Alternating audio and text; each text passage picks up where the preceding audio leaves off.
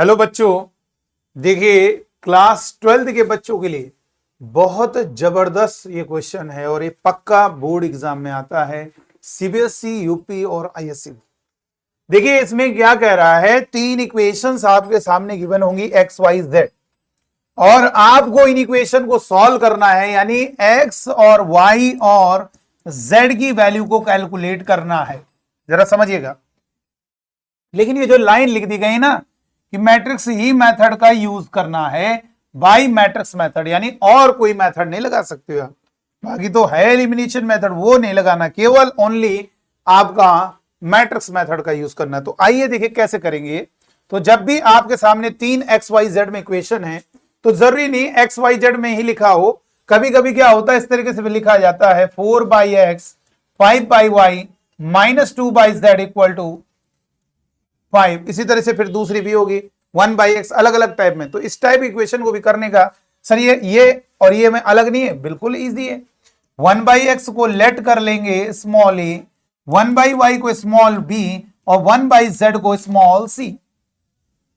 तो यहां पर हो जाएगा 4a + 5b - 2c is equal to 5। कैसे बेटा, 4/x को आप लिख सकते हो 4 × 1/x और 1/x की जगह आप स्मॉल a, तो a भी c में वैसी वो बाकी दोनों और भी बन जाएंगे और सॉल्व कर लिया जाएगा। तो चलिए आइए इस क्वेश्चन को देखेंगे कैसे होगा। यहां पर आपको क्या करना है, जब भी तीन इक्वेशन आपको गिवन होंगी, आप सबसे पहले बोर्ड के एग्जाम में जो कॉपी में लिख रहे हो उसमें तीनों इक्वेशन को नोट कर लीजिए। लेकिन पहली लाइन में पहली इक्वेशन को नोट करना 3y, और बहुत हो जाना, कभी आंसर गलत नहीं हो सकता। अगर आप बिल्कुल एकदम डूब गए सवाल के सॉल्यूशन में तो कभी आंसर गलत नहीं होगा। तो x माइनस का 2y प्लस का z, बहुत ध्यान से हर चीज पे नोट करना है, कभी मिस्टेक नहीं होगी।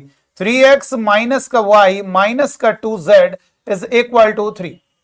फर्स्ट लाइन में पहली इक्वेशन, जैसे यहां पे तीनों इक्वेशन एक ही लाइन पे कर दिए, नहीं, पहली इक्वेशन पहली लाइन में, दूसरी इक्वेशन को दूसरी लाइन में, तीसरी इक्वेशन को तीसरी लाइन में, ये हमेशा आपको करना है। और उसके बाद आप लेट कर लीजिए। सबसे पहले कैपिटल ए मैट्रिक्स लिखोगे, वो क्या होगी, कैपिटल ए इनके कोफिशिएंट से बनेगा, यानी आप पहले एक्स का कोफिशिएंट लिखोगे, फिर दूसरे नंबर पे वाई का कोफिशिएंट, फिर तीसरे नंबर, मतलब फर्स्ट रो में ऐसे करना है।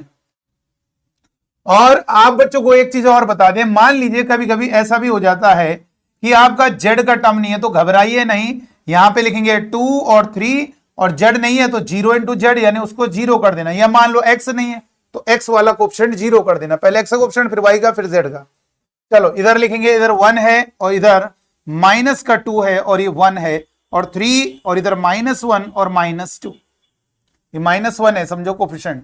ये हमारा कैपिटल ए होगा। कैपिटल ए एक्स जिसको हमें निकालना है उसको हम कॉलम में लिखेंगे, एक्स वाई जेड निकालना है उनको हम एक कॉलम में लिखेंगे, और जो राइट हैंड साइड में कांस्टेंट में जो इक्वल टू में सबके उधर है, अगर इक्वल टू में नहीं है तो उधर इक्वल टू में बना दीजिएगा, ठीक है। मान लो इधर है तो उस कांस्टेंट को उधर ले जाइए। तो ये देखिए 5 है, थोड़ा सही बनाया भी ढंग से करो कि अपने ही डिजिट को आप ना पहचान पाओ, तो ये गलत बात है। कैपिटल बी क्या होगा, यहां पर हम लिख देंगे, ये जो राइट साइड में लिखेंगे 5 माइनस का 4 और 3, ये हो गया। सबसे पहले क्या करेंगे, आपको अगर किसी तीन इक्वेशंस को मैट्रिक्स मेथड से सॉल्व करना है बेटा, तो आपकी मदद करेगा ये फॉर्मूला। ये फॉर्मूला आपको डायरेक्शन देगा ये क्या करना है। कैपिटल एक्स रखना है, कैपिटल बी रख दीजिए, लेकिन सबसे पहले ए इनवर्स कैलकुलेट करिए, क्योंकि ए इनवर्स यहां पे कैपिटल एक्स रखोगे, बी भी रख दोगे, लेकिन ए इनवर्स अभी है नहीं, यानी सबसे पहले हमें तैयारी करनी होगी ए इनवर्स कैलकुलेट करने की। और ए इनवर्स क्या होगा मेरे बच्चों, ए इनवर्स होगा one upon determinant of A into adjoint of A. तो सबसे पहले इसको निकालिए इनवर्स, फिर उसके बाद ये खेल खत्म। यानी जो हमारा ये फॉर्मूला ही कह सकते हो कि हमारे ये काम आएगा, capital X is equal to A inverse B. इसी के से हमें डायरेक्शन मिल रही है। सबसे पहले हम डिटरमिनेंट कैलकुलेट करेंगे और डिटरमिनेंट कैलकुलेट करने के बाद ही हम एडजॉइंट निकालने की तैयारी करेंगे, ठीक। तो चलिए पहले हम सीखेंगे डिटरमिनेंट कैसे निकालते हैं। तो डिटरमिनेंट निकालना पड़ेगा, डिटरमिनेंट ऑफ ए बोला जाता है मॉड ए, नहीं मॉड एक पॉजिटिव नंबर है, डिटरमिनेंट नेगेटिव भी हो सकता है। देखो डिटरमिनेंट ऑफ ए, और यहां पर इनके एलिमेंट्स लिखेंगे 2 3 3, और इधर होगा 1 माइनस का 2 1, इधर होगा 3 - 1 - 2। देख लीजिए बेटा, तो आइए इस डिटरमिनेंट को सॉल्व करेंगे। कितना आ रहा है यहाँ पे लिखेंगे प्लस फिर माइनस फिर प्लस। ये क्लास 12th के लिए है बेटा पूरा डिटेल में। जिस कॉलम जिस रो में उसको हटाएंगे -2 -1 1 -2, ठीक है। इसके बाद -3 और ये जिस कॉलम में है जिस रो में उसको हटाएंगे 1 3 1 -2 और +3 ये जिस कॉलम में है जिस रो में उसको हटाएंगे 1 3 -2 -1। तो इसके बाद लिखेंगे determinant of A is equal to, यहां पर हो जाएगा 2 और ये 4, ये हो गया 4 और -1 यानी प्लस का 1 +1, इधर कितना होगा -3, इधर होगा -2 -3, इधर होगा +3 और यहां पर लिखेंगे -1 और ये -6 यानी +6। अब आप कैलकुलेशन देख सकते हैं यहां से डिटरमिनेंट ऑफ ए कितना होगा, ये आपका हो जाएगा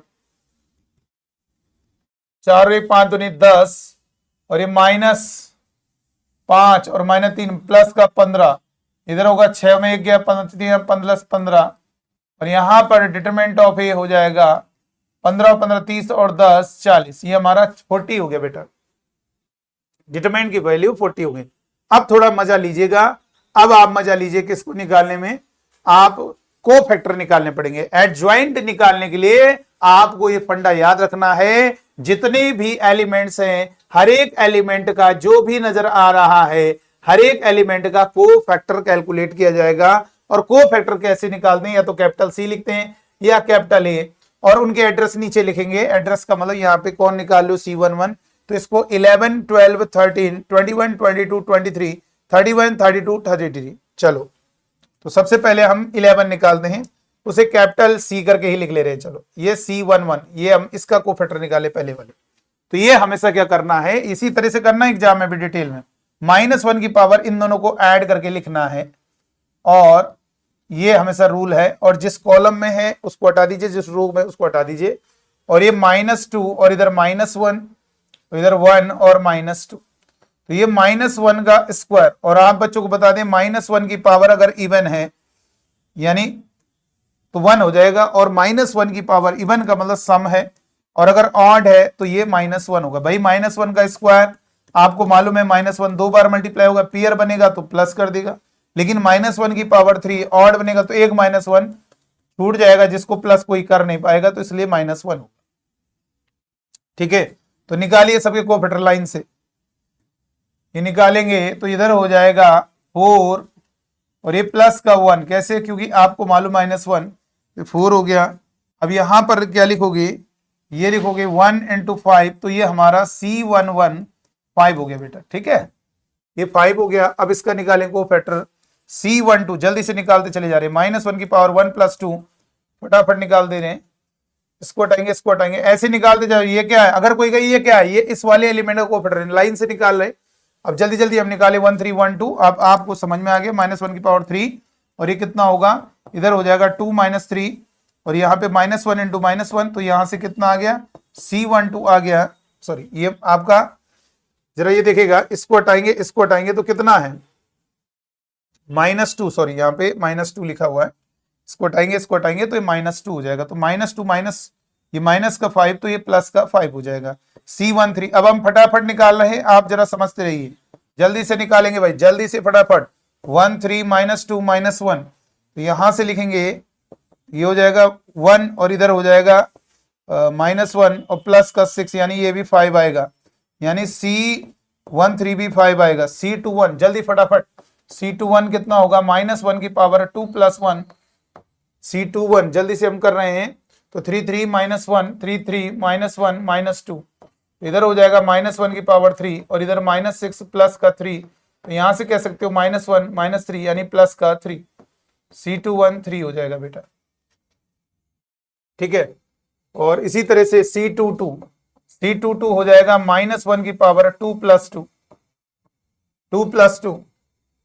तो ये हट जाएगा 2 3 3 -2 2 3 3 -2, तो इधर हो जाएगा -1 की पावर 4, इधर मल्टीप्लाई करें -4 माइनस का 9, तो यहां से आप कह सकते हो -13 में 1 का मल्टीप्लाई -13। ठीक है, C23, तो ये -1 की पावर 2 + 3, ऐसे लाइन से निकालते जाएंगे, सब उसके कोफैक्टर है, इसको हटाया 2 3 3 -1, 2 3 3 -1, तो ये हो गया -1 की पावर 5, इधर मल्टीप्लाई कर -2 -9, और यहां से -1 इंटू -11, तो यहां से हो जाएगा C3 हो जाएगा, C23 हो जाएगा बेटा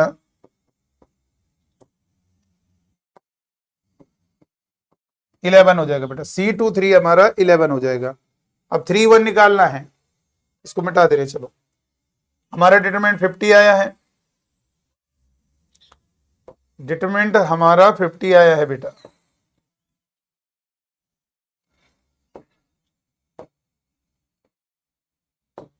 डिटरमिनेंट ऑफ ए हमारा 40 आया है,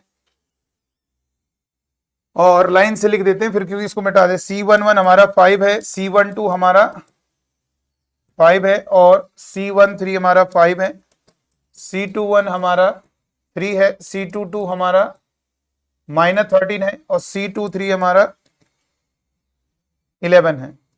चलिए अब C31, C32 और C33 निकाल लेते हैं। चलिए जल्दी से देखेंगे, इसको रब कर दिया जाए, रब करके अब हम निकालते हैं C31 निकालेंगे भाई, फटाफट निकालेंगे। C31 क्या होगा, C31 होगा -1 की पावर 3 + 1, 3 + 1, ये जिस कॉलम जिस रो में 3 - 2 3 1, -1 की पावर 4 सॉरी 3 माइनस, ये होगा 3 और -6 यानी प्लस का 6, यहां से कह सकते हैं C31 आपका 9 हो जाएगा। ठीक है, C31 आपका 9 हो जाएगा। तो C32 क्या होगा, -1 की पावर 3 + 2, ये जिस कॉलम जिस रो में उसको हटा दीजिए, 2 1 3 1, इधर होगा -1 की पावर 5, इधर होगा 2 - 3, और यहां से कह सकते हैं C32 आपका ये -1 होगा, ये -1 होगा यानी प्लस का 1। चलो C33 क्या होगा बेटा, C33 हो जाएगा -1 की पावर 3 + 3, और ये जिस कॉलम जिस रो में उसको हटा दीजिए, तो ये हो गया 2 1 और ये 3 - 2, तो यहां से कह सकते हैं -1 की पावर 6, मल्टीप्लाई करो -4 - 3, तो ये कितना होगा 1 इंटू -7, तो ये हमारा C33 -7 हो जाएगा। ठीक है, क्लियर कर लीजिए जरा। अब यहां से क्या होगा बेटा, यहां से एक नया मैट्रिक्स बनाते हैं, उसे कैपिटल C कह देते हैं। अब उनमें क्या करेंगे, उनकी जगह उनके कोफैक्टर को लिख देते हैं, ये तो लिखे ही हैं, लाइन से लिखते जाओ, 5 5 5 5 5 5, और ये C13 हो गया, और 3 -13, और इधर कितना है 11, देख लीजिए 11 हो गया, C23 11 आ गया। क्लियर कर लीजिएगा। अब यहां पर C31, ये तो इधर ही से देख लो, 9, और इधर कितना होगा 1, और ये -7। चलो तो यहां पर मुझे बताइए एडज्वाइंट क्या होगा। आपको एडज्वाइंट निकालना है, किसी भी मैट्रिक्स का अगर एडज्वाइंट निकालना है, सबसे पहले हर एक एलिमेंट का, उस मैट्रिक्स के हर एक एलिमेंट का कोफैक्टर निकालिए, और उनकी जगह उनके कोफैक्टर को पुट करिए। जैसे ही हमने उनकी जगह उनके कोफैक्टर को पुट कर दिया, उसका ट्रांसपोज करोगे, वही हमारा एडज्वाइंट ऑफ ए होगा बेटा। तो चलिए एडज्वाइंट ऑफ ए क्या होगा, फर्स्ट रो को बना दिया फर्स्ट कॉलम, ठीक है, ये ऊपर लिख दे रहे, सी डैश एडज्वाइंट ऑफ ए, इसका ट्रांसपोज क्या होगा, फर्स्ट रो को फर्स्ट कॉलम बना दिया, और सेकंड रो को सेकंड कॉलम बना दिया, थर्ड रो को थर्ड कॉलम बना दिया, 1 और -7। अब हमारा एडज्वाइंट आ गया। अब हम ए इनवर्स निकाल सकते हैं। ए इनवर्स क्या फॉर्मूला होगा, 1 upon determinant of A into adjoint of A. तो A inverse is equal to 1 upon determinant of A 40 हो गया, और एडज्वाइंट ऑफ ए, एडज्वाइंट कितना होगा 5 3 9, इधर होगा 5 -13 1, 5 11 -7, ये 5 है बेटा, ध्यान दीजिए ये 5 है, ये आपका 5 है। फर्स्ट रो को फर्स्ट कॉलम बना दिया, देख लीजिए वो तो हो ही गया, तो उसका ट्रांसपोज हो गया। अब ये 5 3 9 और 5 -13 1 और 5 11 -7। अब हम क्या करेंगे, अब बहुत इजी है, यहां पे हम यूज कर लेते हैं, इसको मिटा दे रहे हैं, इसको यूज कर लिया जाए जो हमने शुरुआत में लिखा था, capital X is equal to A inverse B। रखो कैपिटल X है X Y Z, A inverse कितना होगा बोलो 1/40 और ये हो जाएगा 5 3 9, इधर हो जाएगा 5 माइनस 13 1, इधर हो जाएगा 5 11 माइनस का 7, और कैपिटल बी मैट्रिक्स क्या होगी? कैपिटल बी मैट्रिक्स कितनी है? 5 माइनस 4 और 3। ये हो गया बेटा। तो अब हम क्या करेंगे, यहां पर जो है X Y Z is equal to 1/40, multiply करो दोनों मैट्रिक्स को। मल्टीप्लाई कैसे करोगे? फर्स्ट रो का फर्स्ट कॉलम में मल्टीप्लाई होगा। कैसे? First second third, first second third, first का फर्स्ट में मल्टीप्लाई तो 25 हो गया, सेकंड का सेकंड में मल्टीप्लाई -12 हो गया, थर्ड का थर्ड में मल्टीप्लाई 27। चल, फिर उसके बाद सेकंड रो में आओगे, फर्स्ट का फर्स्ट में मल्टीप्लाई 25, सेकंड का सेकंड में मल्टीप्लाई 52, -13 -4, और 1 का 3 में मल्टीप्लाई प्लस 3। अब थर्ड रो में आएंगे 5 × 5 प्लस का 25, सेकंड का सेकंड में मल्टीप्लाई -44, थर्ड का थर्ड में मल्टीप्लाई -21। ये हो गया बेटा। तो यहां पर क्या होगा? इसके बाद हम लिख सकते हैं X Y Z is equal to 1/40। अब एक काम करेंगे, यहां पर ये कितना हो जाएगा? 27 में 25 जोड़ोगे तो ये 52 होगा, और 52 में 52 माइनस करोगे, सॉरी 12 माइनस करोगे 52 में, तो ये 40 हो जाएगा। इसी तरह से 52 और 3 55, 55 में 5 जोड़ा 60, 60 और 20 80 हो गया। और इधर कितना होगा? ये आप 25 में 21 घटाओ 4, फिर -40 जोड़ो माइनस का 40। कितना प्यारा बन गया, देखिए, अरे कितना प्यारा बन गया है। देखिए 1/40 का मल्टीप्लाई करोगे तो 1/40 का मल्टीप्लाई 40 में होगा, आपको मालूम है।